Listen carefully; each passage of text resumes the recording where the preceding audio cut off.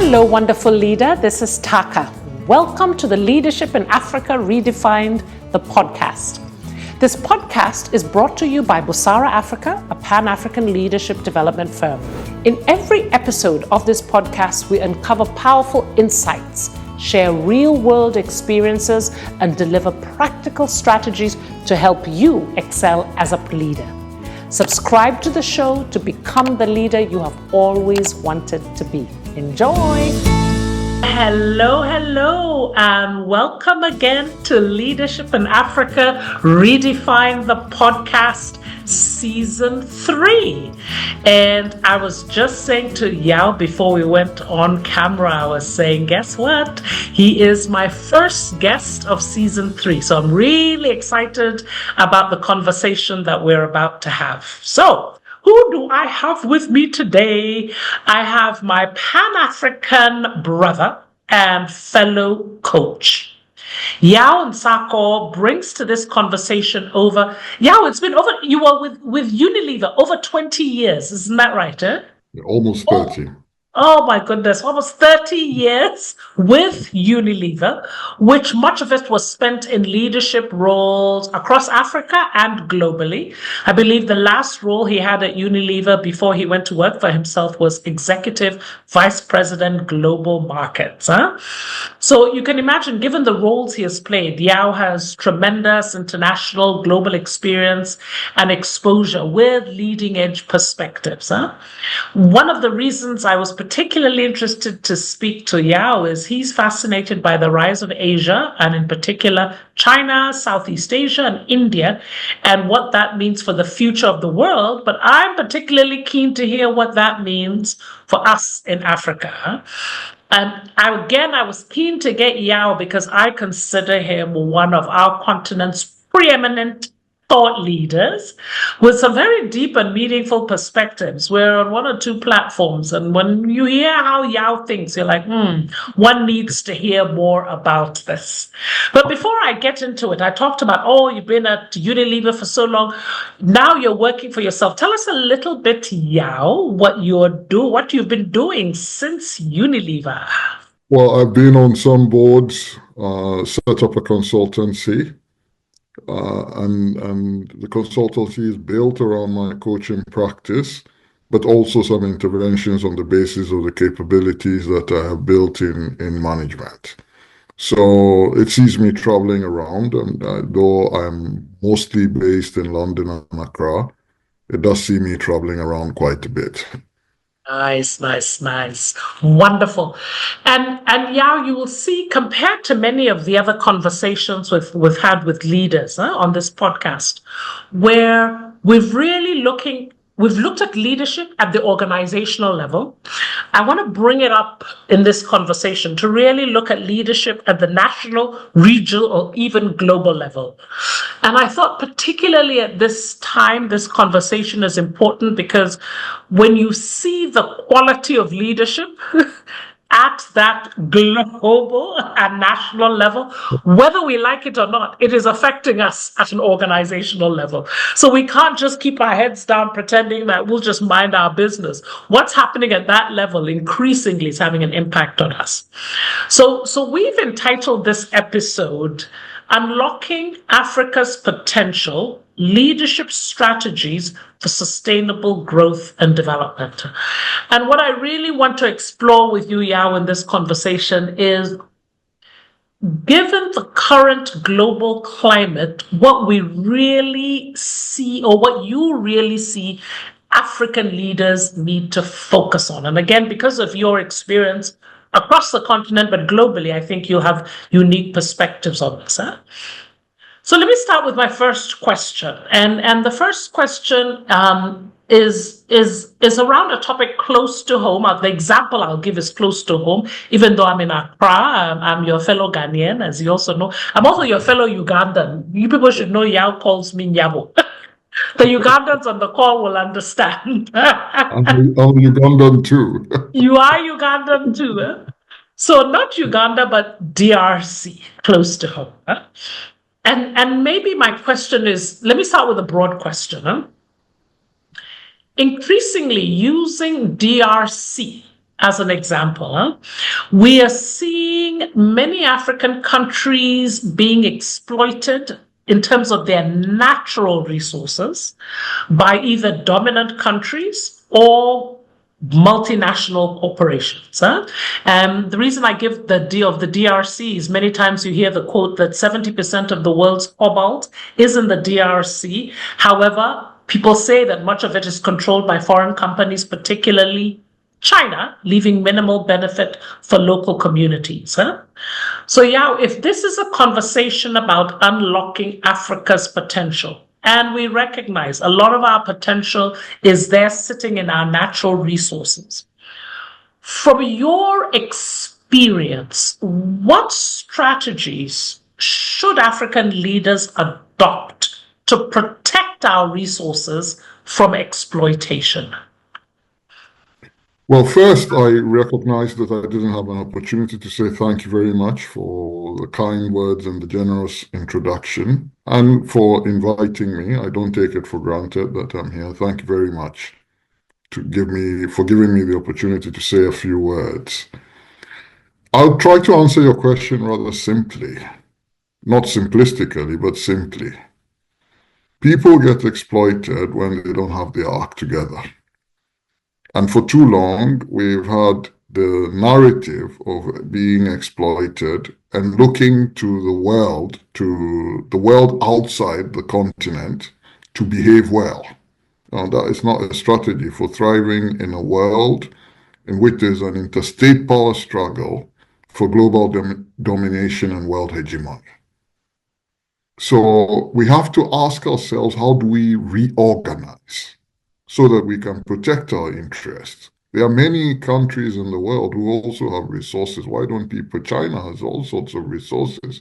Why don't people just go there like vultures and take the things that they want from there? There's a reason why they don't do that.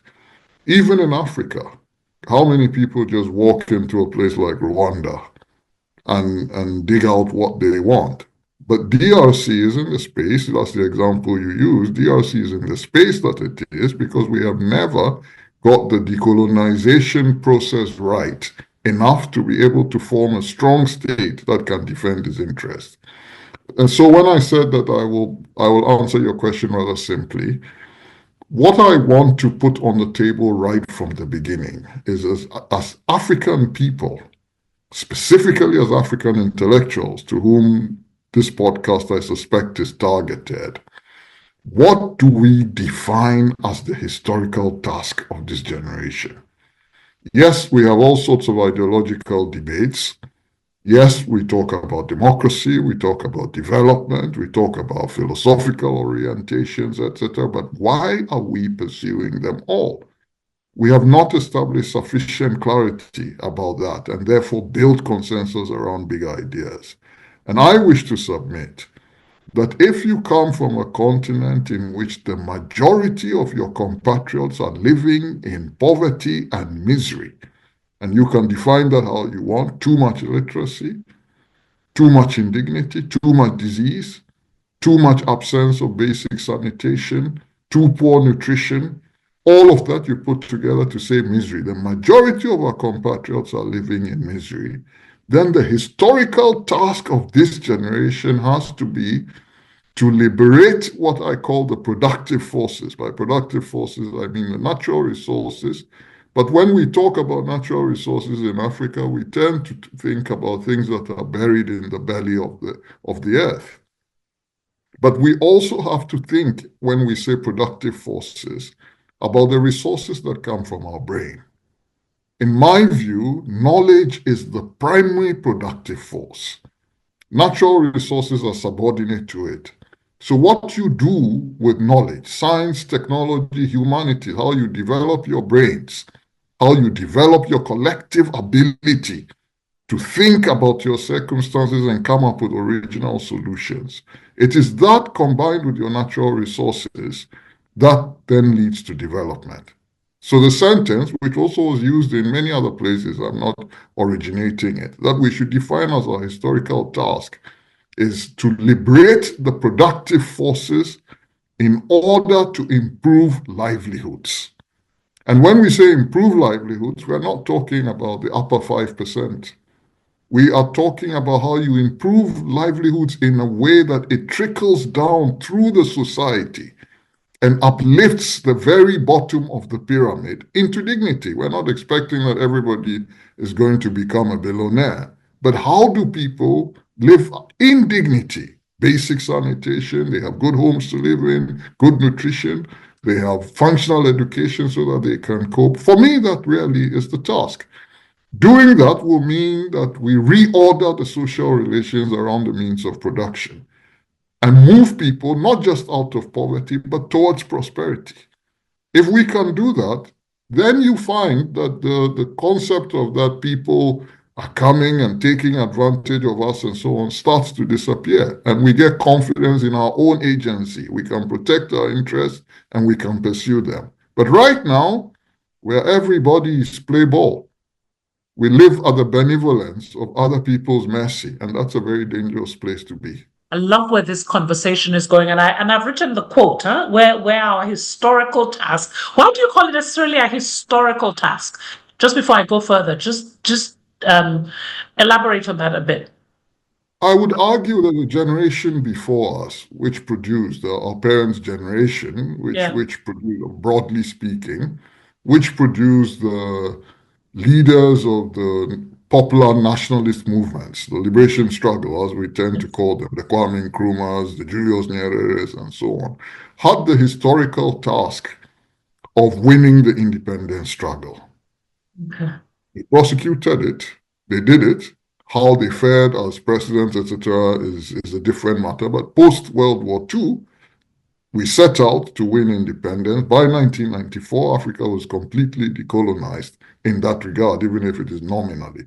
South Africa was free. So they delivered it. That was their historical task. The task for our generation is now we got the independence. How do we liberate the productive forces to improve livelihoods? Indeed, because we got the independence, which, if I can use Cabral's reference, was therefore, Abdul Cabral used to ridicule it and he got into a lot of trouble for that. He says, independence has come to mean a dark-skinned person, a flag and an anthem. People who are not in charge of their national productive forces. They do not determine where they will sell them, at what price they will sell them, and what they will use the proceeds for, cannot be independent. He got into a lot of trouble because the world was in the euphoria of the independence thing, and everybody was very excited. And here was a leader of the nationalist movement who was saying, let's be careful. This is not yet Uhuru. We do not control our national productive forces, and for as long as we do not control our national productive forces, we are not independent. So the task for us, yes, we can say what we want about what the earlier generation did or did not do. But our responsibility now is to say, we've been born into a certain degree of freedom. When we look around us, yes, we have produced many, many more. Let us not say that independence was meaningless. It wasn't. If you look at the numbers at the time of independence of people who had, say, tertiary education, and you look at now, we've come a very long way. But what have we done to rid this continent of extreme poverty? We've not moved far enough. That's the issue. Okay. So I guess my follow-up question on that is, if I went country by country and started to look at their plan, their long-term plan, national development plans, if I started to look at many of the political manifestos, they would be talking about something like this, liberating. In theory, it doesn't seem to be an absence of saying this is what we want. Enough people have said it, have voiced it. I was going to ask one question, but I'm going to frame it differently. I was going to ask, what do you think goes wrong in turning the rhetoric into reality? But I'm not going to ask that. I'm going to turn it down, say it differently. What examples have you seen, given that you've worked across this continent, of political leaders or state leaders who have done a better job of turning that rhetoric, those statements, those aspirations of liberating the productive forces into reality? What examples have you seen? Unfortunately, there are not that many. I thought about it, and I would say, in terms of the originality of thinking, even though he never actually assumed the office, I would put Amilcar Cabral as one of the preeminent of that generation, the preeminent thinkers of that. He was an original, he was independent, he had courage to go it alone, was not necessarily swayed by what was being said from Soviet Union or from Washington. He did his original analysis and came to, but he was assassinated before he had the opportunity. I have acknowledged the roles that were played by the nationalist leaders, but if I were to come down to two people, they may not always have been successful and their legacies were checkered in the end. But two people who at least apply themselves intellectually to say, what does it mean for Africa coming out of colonialism? What do we need to do? Then I will mention Kwame Nkrumah and Julius Nyerere as the two others. But I'm quick also to say leadership is not only political. I know that you know that. And when I reflect on this, sometimes I give examples that surprise people. But I've read, for example, Didier Drogba's autobiography, My Commitment, which is a fascinating book. If you look at it, if you look past who is writing it and you just look at the leadership lessons he's sharing and you have the capability to take them and apply them in a political economy context, it's an amazing book. Everybody knows Drogba. The captain of the Ghanaian football team, Stephen Appiah, is an example also, in my view, of a great leader. And I've said many times to many people that someone should sit with him and distill the ideas that he used in leadership in order to be able to produce a book. I have a sense that the politicians will have more to learn from the footballers than the footballers have to learn from them. Other than in Liberia. And thank you for those examples, and thank you for reminding us that as much as we've focused in this conversation to date on political leadership, that actually so much of the rich leadership we see on this continent is not necessarily sitting in that political space. But if I had to come back to that space, because again, many of these episodes in this podcast, we've not talked enough about that space. And increasingly, when I speak with Africans about what is blocking their liberation, all of their potential, it is often those types of leaders are the ones that tend to block them. What would you ascribe to the limited number of examples that one is able to actually quote in terms of people who are able to move from talk to action? What do you think is a driving reason or reasons?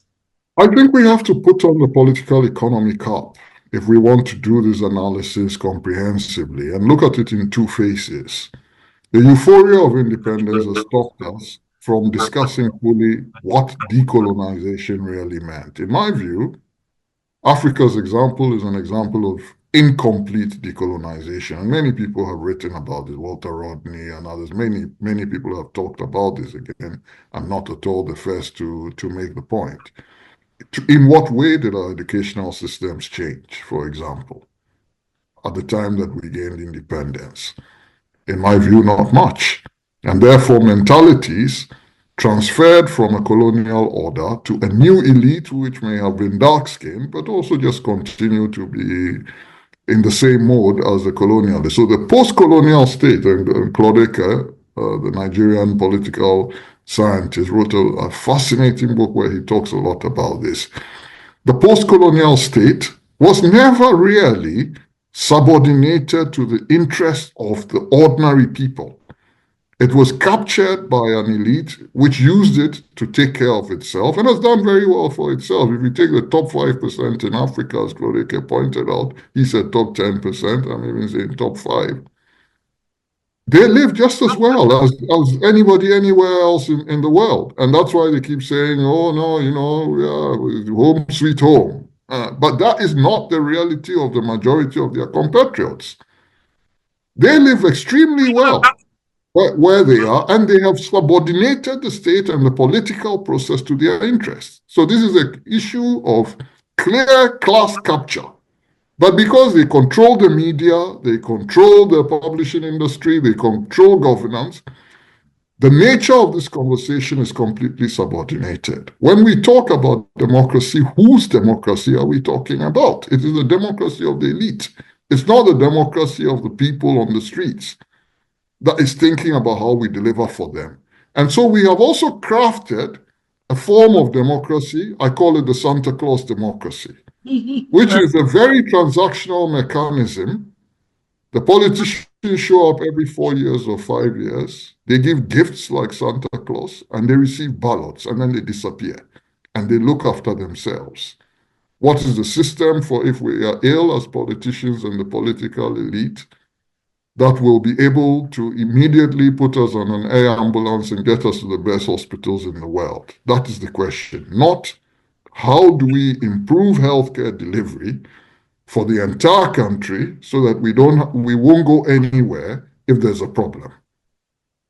How can we ensure that our children get the best education in the world? You take many African presidents, their children have been educated in the best universities and best schools in the world, while their own national system is creaking and collapsing.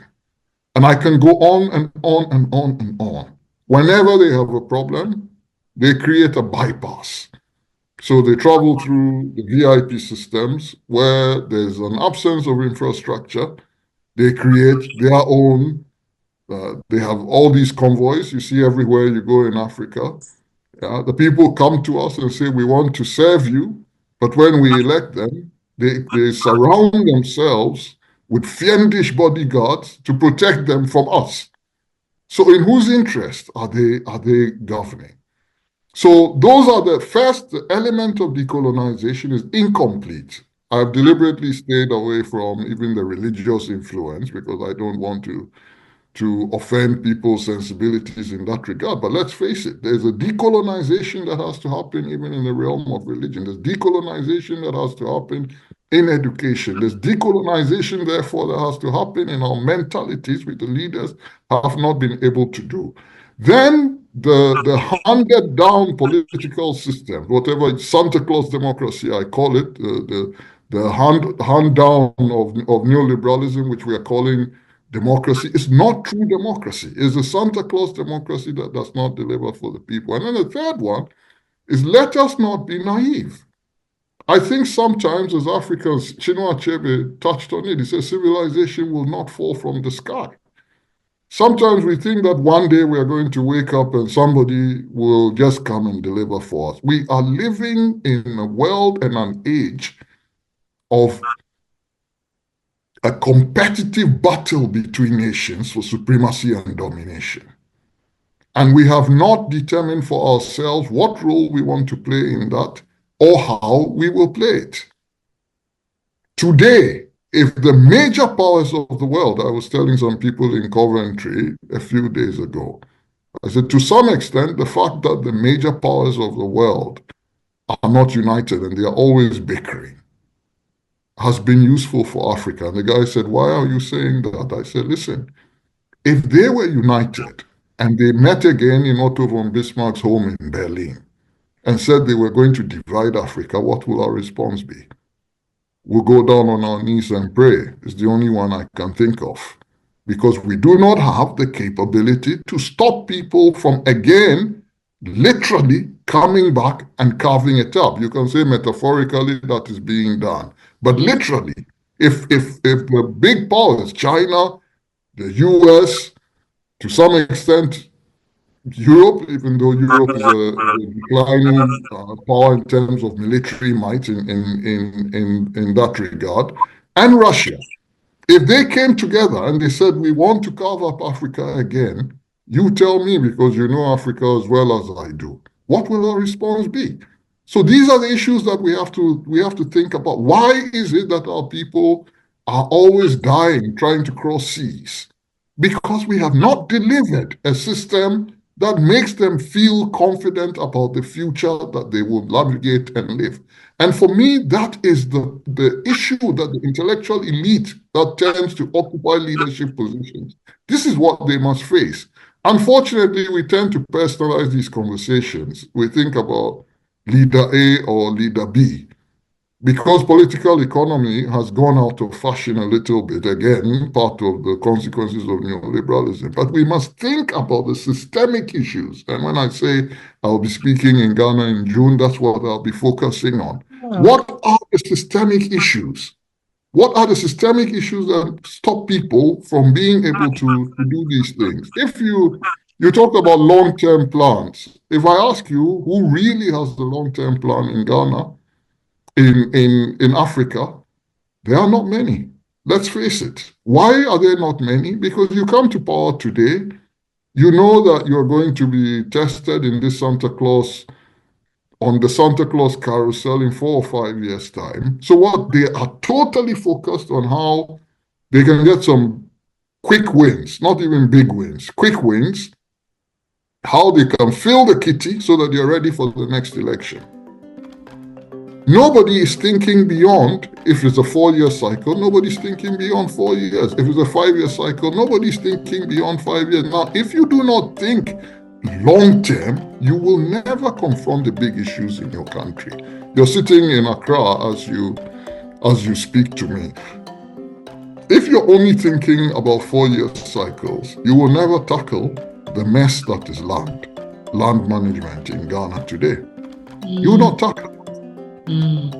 Yeah, because it's a difficult subject. Yes. Yeah? So if you're only thinking 4 years, why are you going to tackle it? But if you start to think 20 years, you say, if I don't take this constraint away. So issues like that will come up if you are thinking long term.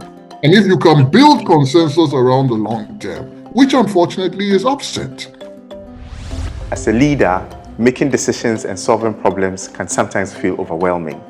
Having a thinking partner to help you reflect, gain clarity, and take charge of your situation is essential for personal and professional growth. This is where coaching comes in. At busaraafrica, we offer executive coaching guided by the ethics of the International Coaching Federation. Our internationally certified coaches bring years of experience and mastery of the coaching process, empowering you to take control of your leadership journey. Contact us today at www.busara-africa.com. Are you doing too much? Feeling overwhelmed, yet still questioning if you're doing enough? Leading from within, the inner work of leadership is here to help. This monthly online program helps leaders like you build self-awareness, master emotional intelligence, and lead with confidence. With expert-led masterclasses, practical tools, and a curated resource library, you'll gain insights to lead with authenticity and impact on your schedule. So take a breath and join me on a powerful journey of inner work required to thrive and find your joy as a leader. Join now on www.busara-africa.com. I want to bring you back, because there's so many threads I want to pull on, because you've said so much that has me thinking, that's really challenging me in many respects. If I bring it back to something you said, I love your description of the Santa Claus democracy, and going back to the statement that the change is not going to come from air. We have to actively think about how that change will occur. My question for you is this: what type of leadership is needed amongst, I don't want to use the masses, but amongst the majority of population who are not enjoying the professed benefits that independence was supposed to bring? What type of mindset do leaders need, and what type of leadership is needed at that level?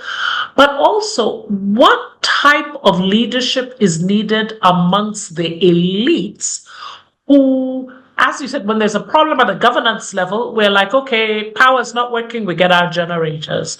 Roads are not working, then we get our four-wheel drives. As you said, we find ways around it. Huh? What is the type of leadership to start to shift and bring about a change from Santa Claus democracy? What would that look like in practice? First of all, is that let me clarify. I make no apologies about saying that every society that I know that has transformed and really set itself up to move from poverty to prosperity has formed an intellectual vanguard. So I'm not apologetic about saying, and when I say intellectual, I don't just mean formally educated. You can have people who, by classical definitions, are illiterate, but they are intellectual in the way that they examine the world and the way that they think.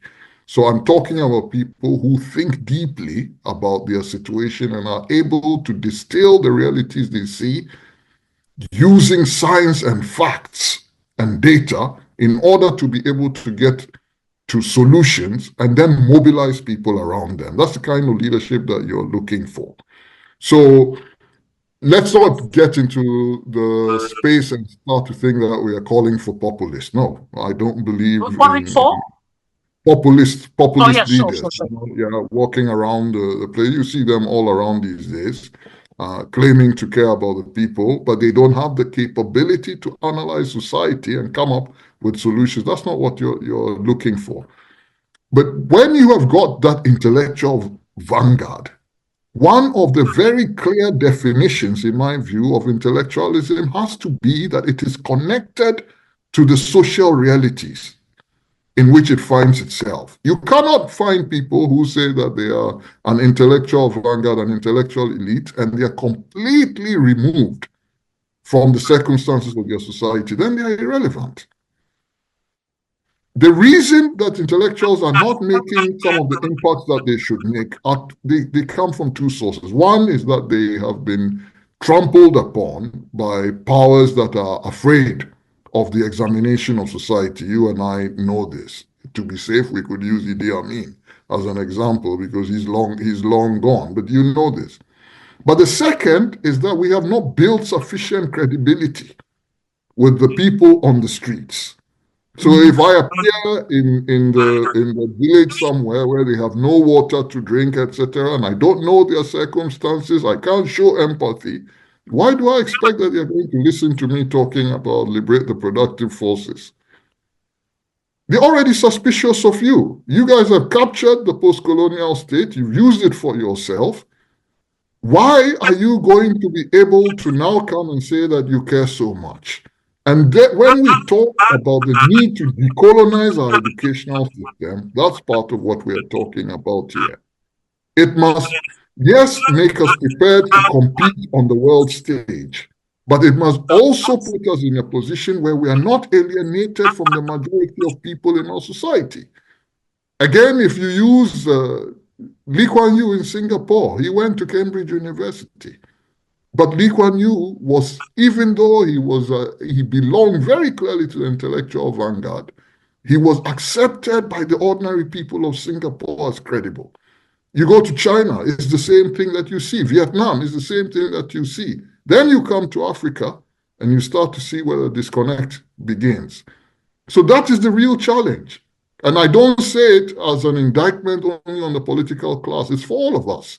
Even amongst us, I was speaking in Nairobi the other day. I talked about the need to decolonize. Somebody said to me, how long are we going to be talking about colonialism? I said, listen, people are talking about the 15th century in order to understand the present circumstances. You come from a continent where the majority of people won independence around 1960. And you already said to me that the causal impacts from the colonial experience are no longer relevant, so you shut it off. Can you tell the Jew that? They stopped talking about the Holocaust, which ended in 1945. So the ability to think through a long range, a historical realm, understand what consequences have emerged from each stage, that's how you really understand culture. How do you apply law and order? What were some of the mistakes that you made? That is, culture is not a static phenomenon that we were born with. It is a consequence of socioeconomic, political, and many other factors which evolve in history. In order to change it, those are the factors that you must focus on and change. When you change them, when China started to move towards prosperity, Deng Xiaoping said he noticed that petty crime just started dropping because there's a certain degree of crime that emerges from need, not from greed. Why is it that we talk about indiscipline? I often give that example in our society. We say people are indisciplined. Put our compatriots in Singapore, they suddenly start to behave because there's a consequence. The state has the capability to exact the consequence there. They enforce law and order, and we are walking around taking handdowns, intellectual handdowns from all the neoliberals everywhere, saying the private sector will do this, the private sector. The private sector has never enforced a regime of law and order. The private sector, in order to thrive, needs a competent state. And we have abandoned our states. When you talk about the state the way I'm talking about it, you say you're a communist. I'm not a communist. That's not the point. But I am saying there are no people anywhere in the world who have ever made it to a prosperity without a state-like structure to organize them, to be the arbiter, to determine how they will do things, how they will organize their resources and move forward. So when at this level of poverty, you already start to say, forget, you need a small state. Who did it that way?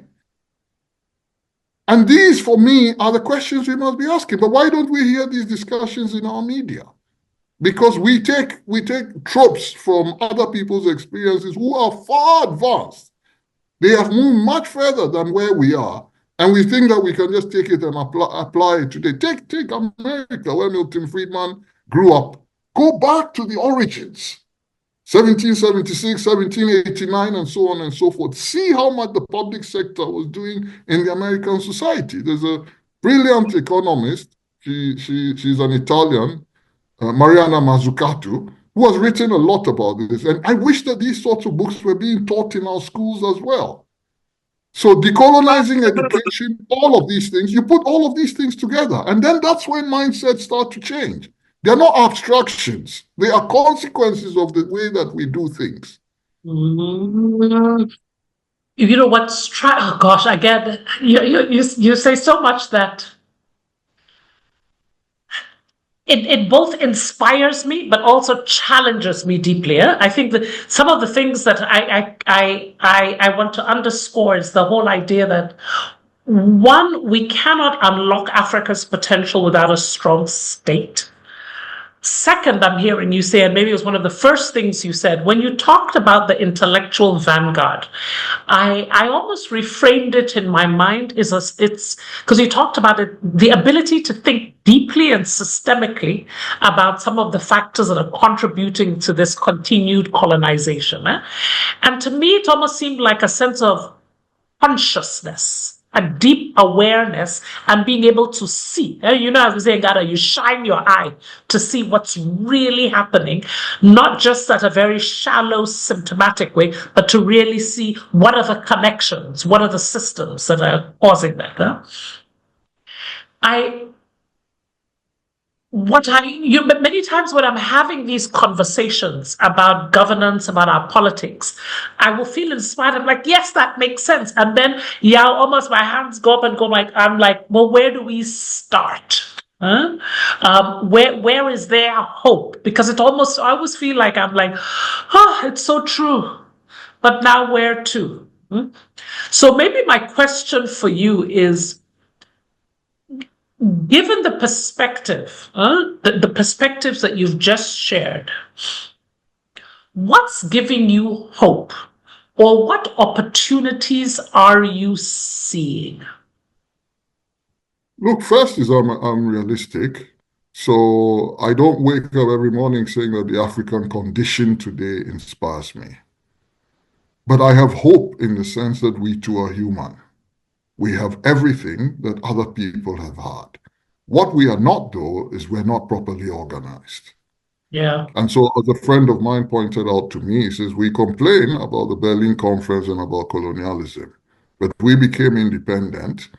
What have we done about it? And when he first said it, I said, what do you mean, what have we done about it? And he says, look, I want to travel with my passport to several African countries. They said I should get a visa, which means that though you complain about the Berlin Conference, you have essentially in independent regimes enforced those demarcations that they did. Now, that you cannot blame anybody but ourselves. So we have to be properly organized. When we talk Pan-Africanism in 2025, it was clear what Nkrumah and the others meant when they talked about it with Du Bois, etc., in 1945. Today, what do we mean? In my view, Pan-Africanism has to be a solidarity among the peoples of global Africa, not just continental, global Africa. The peoples, not the governments, not state leaders, the peoples. In order to be able to do that, what's the first thing that you must do? The peoples have to know more and more about themselves. Now, you have traveled very extensively on the African continent. The first thing that you must see is that we don't really know each other. When Michelle Mugo passed away, Michelle Mugo was an icon in East Africa. You know, because originally you're from East Africa. She was an icon. But when the funeral preparations were being made, and you speak about her in West Africa, many people say, who is Michelle Mugo? Yes, they know Ngugi, they know Wole Soyinka, everybody knows Chinua Achebe. But I've given you the example of Michelle from East Africa. Paulin Hontonji, Beninois philosopher, he was an outstanding guy when he passed away. In many parts, even in Ghana, which is a bordering country to Benin, you say Paulin Hontonji, people did not know him. And these are people who have gone to school to very high levels. So what is wrong with our educational system? That if I mention Peter Drucker, everybody knows Peter Drucker. But if I say Paulin Hontonji or Achime Afeje, people say, who are these people you're talking about? Who is Issa Shivji? Say, you don't. But these are super scholars that have come from the African continent. So why do the African intellectuals not know them? That's the question we must ask. I've got into a lot of trouble with my alma mater because I say, I do not accept that you say to me that the colonial governor came with the taxpayers' money in a colonial set of circumstances and built a school, and therefore he's a founder and you genuflect before him. I don't accept it. I simply do not accept it. And we have to decolonize beyond that. But these are uncomfortable conversations. So how do we organize? What you're doing is a big contribution. Because there are not many media spaces in which you can say these sorts of things. They're not interested. It's not that anybody is suppressing. Yes, in some countries there's some suppression. But today, they're just not interested. They are interested in other issues. To think deeply requires an investment of time, energy, effort. And we are so focused on things, in my view, that are not always. I can almost even call it, if I want to be blunt, we are focused on too many frivolities for people who are living in an age where majority of their people are living in indignity. We have to be a bit more serious. So if we can do those things, we start to organize. Because when we talk about organization of the civic spaces, a lot of the time is these political parties, which themselves are caught in the Santa Claus thing. So what are the organized spaces? You and I taking time to have this conversation, that is the beginning. How do we say to ourselves, you and I on some groups, how can we think more deeply?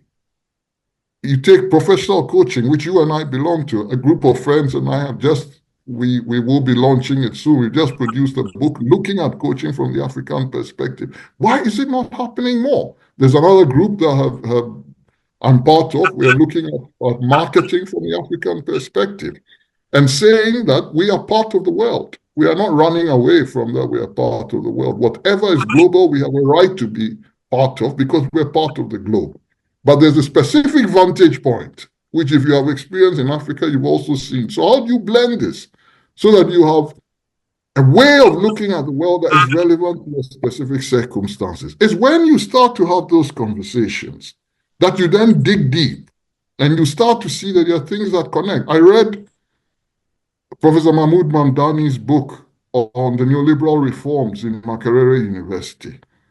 The things that he was talking about, I have not been to an African country that they do not apply, even though he had taken one country, Uganda. Recently, Professor Steve Okecha has written a similar book about the university system in Nigeria. Now you compare the two.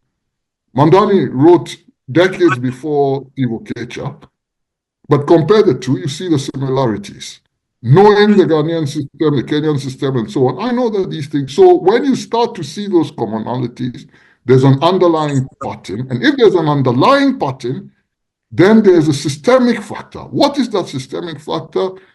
This meltdown began when we started to over-commercialize the university system. When we were told that public universities' roles in Africa did not matter, maybe we should even shut them down. Africans should just focus on vocational skills so that we can change the tires of our cars and paint our houses, but let's not think too much because that's not the role of Africa. Then the university system melted down. So if you want to sort out Makerere, or you want to sort out the University of Ghana, you want to sort out Ibadan, you have to go back to the upstream problem.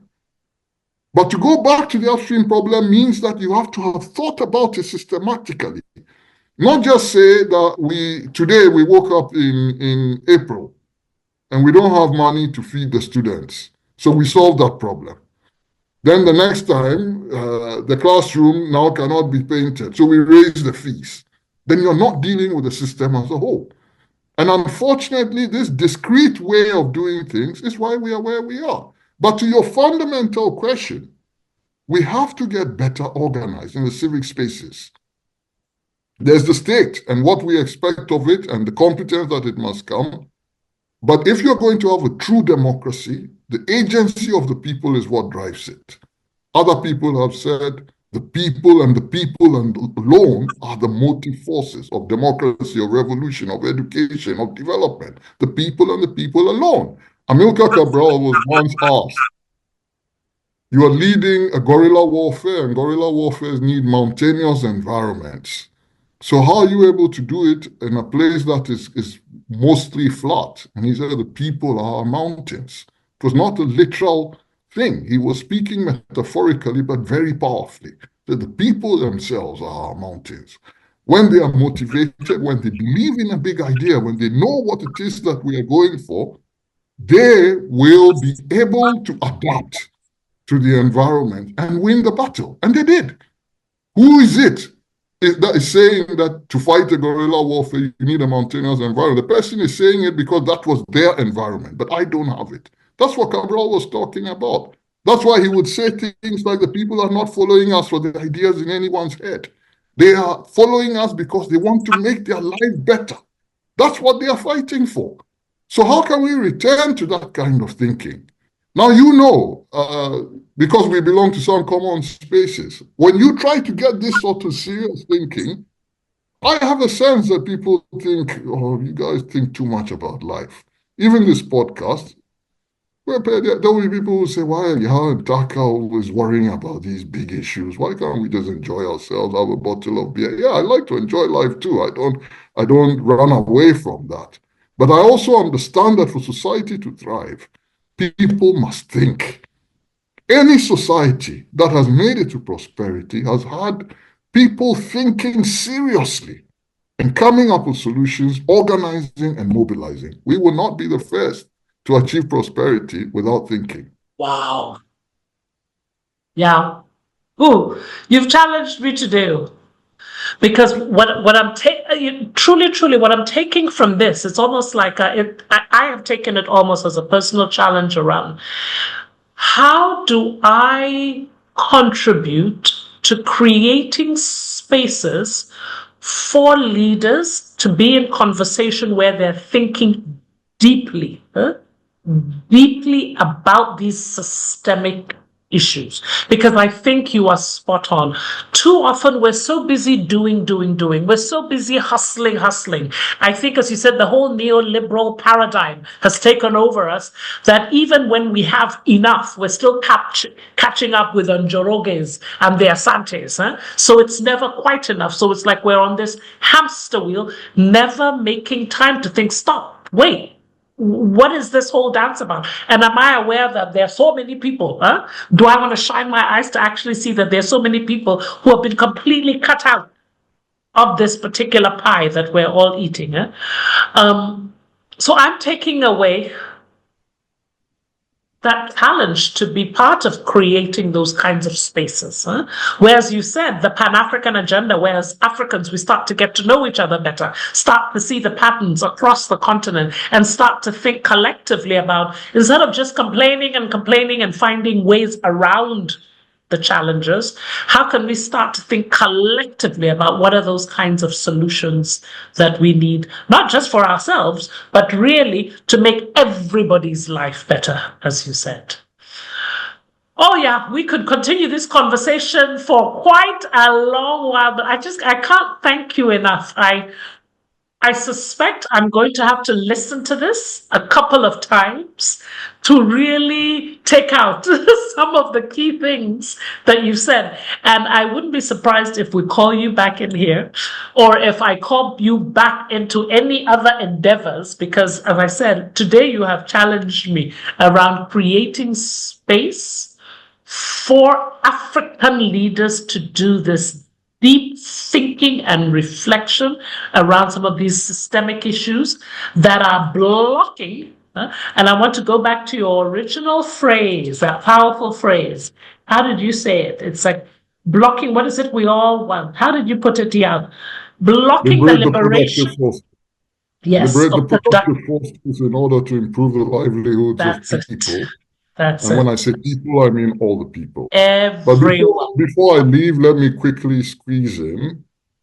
First is that I will invite you and whoever else you think should be there in June, because I won't be able, I have only an hour, so I won't be able to tackle everything, okay. But that's essentially the thesis I'll be putting forward. We need to think about systemic issues. That's one. The second one is just to quickly say, this is not just a matter of a luxurious orientation. We have an ethical and a rational responsibility. Ethical because we must be concerned if our fellow human beings are living in indignity, but also a rational one, that a society that is significantly unequal is plagued with egregious inequity. That's what I call it, egregious inequity, because not just that there's inequality. I'm not anywhere near as rich as Elon Musk, but it doesn't create any problem for the world, because when I wake up, I have enough to cater for my needs. The problem starts when I wake up and so someone has so much, but I cannot even feed myself. Then I start to say, well, then I have to find a way to get some of Taaka's food. So there is a rational responsibility, and we've seen it. It has happened in many places. You come from Uganda, you have seen the social explosions that misgovernance can cause. In Ghana, I have seen 1979. In Kenya, we saw the post-election violence. You used DRC when we spoke about it. You saw in Nigeria, you have the distortion. All of Africa. The fundamental issue that where you have mass pools of poverty, the society is unstable. There will not be harmony. It will be destabilized. No matter what intellectual resistance we put, that must be a driver for us to get organized. And when we talk about it, of us getting to know each other, what systemic issues then lead to? If you want Africans to get to know each other, what are some of the things you must do? All these travel restrictions and so on and so forth. Yes, we must care about our security. I'm not saying don't care about it, but make it easier for the African people to travel. So that if I want to go to wherever, you from Uganda, you are in Accra, it should be simple. You're not going through the bureaucratic hurdles and so on and so forth on your own continent. You know how it is for Europeans who are traveling in Europe. It's simple. Compare the flight charges in intra-African travel. So it's not just about us saying that we want to get to know each other, we must change our educational systems and so on and so forth. We must get to a point where the young people of Africa, there's a concert in Kampala, there are so many West Africans who are going because they are paying, what, $80. I once traveled for an hour and a half from Mumbai to Goa in India, and I was charged £30. An hour and a half Try to get from Accra to Lagos, 50 minutes, and see how much you have to pay. When you're thinking systemically, these are the barriers that you take away. You don't have to legislate that Taaka shouldn't go to Hawaii for her holiday. No, make it easy for her to go to places in Africa, and she will go by herself. Yes. But let me leave it to you, otherwise I blow up your timeline. Yeah, this was amazing. Thank you so much for challenging us, provoking us, and above all, inspiring us to be continued. Thank you all for joining us for this episode. Don't forget to subscribe so you don't miss any subsequent episodes. Thank you all. Ciao. Keep up the good work. Take care. Thank you, Yao. Bye. Thank you for tuning in to this episode of Leadership in Africa Redefined, the podcast. I hope you learned a lot. And if you found value in this conversation, share it with a friend and be sure to subscribe so you never miss an episode. If you would like further support on your leadership journey, please get in touch. You can find us on busara-africa.com. And don't forget to follow Busara Africa on all social media platforms.